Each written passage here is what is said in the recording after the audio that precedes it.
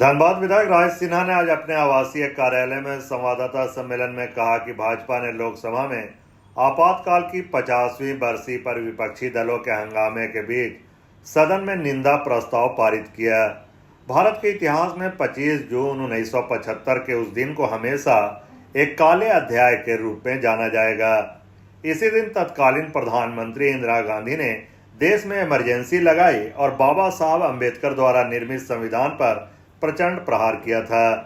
देश में आपातकाल लागू कर इंदिरा गांधी द्वारा देश पर तानाशाही थोप दी गई। भारत के लोकतांत्रिक मूल्यों को कुचला गया और अभिव्यक्ति की आज़ादी का गला घोट दिया गया। इमरजेंसी के दौरान भारत के नागरिकों के अधिकार नष्ट कर दिए गए, नागरिकों से उनकी आज़ादी छीन ली गई। ने गलत नैरेटिव सेट किया कि भारतीय जनता पार्टी आएगी, संविधान में संशोधन कर देगी, आरक्षण खत्म कर देंगे। तो ये शुरू से इनका आदत रहा है झूठा झूठा प्रचार करना।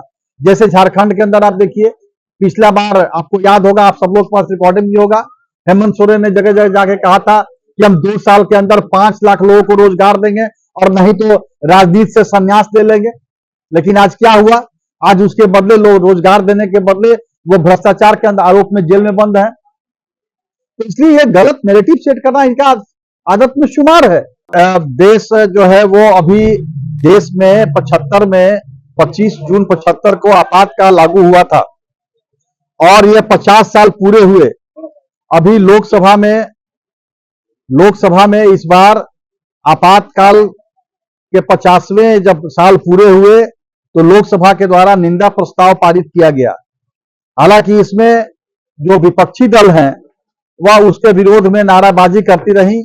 तो दुर्भाग्यपूर्ण है, यह पूरा देश नहीं पूरा दुनिया देखता रहा कि जो कांग्रेस पार्टी अपने सत्ता में बने रहने के लिए न्यायालय के आदेश के बाद जब इंदिरा गांधी को लगा, तत्कालीन प्रधानमंत्री श्रीमती इंदिरा गांधी जी को लगा कि अब हमारा सत्ता से हमें हटना पड़ेगा, तो उसने देश के अंदर फखरुद्दीन अली अहमद साहब जो तत्कालीन राष्ट्रपति से उनसे हस्ताक्षर करा करके और देश के अंदर आपातकाल या इमरजेंसी लागू कर दिया।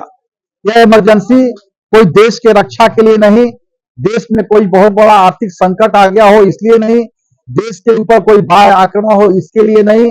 यह इमरजेंसी इसलिए लगाया गया था कि कांग्रेस पार्टी के सत्ता में बने रहने पर एक संकट आ गया था न्यायालय के आदेश के द्वारा उनके चुनाव को रद्द